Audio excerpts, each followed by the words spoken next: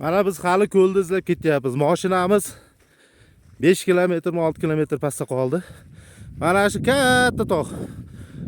Mana shu pastdan chiqib kelyapmiz.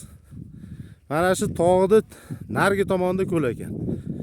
Yana 6 kilometr, 7 kilometr bor ekan. Shu hozir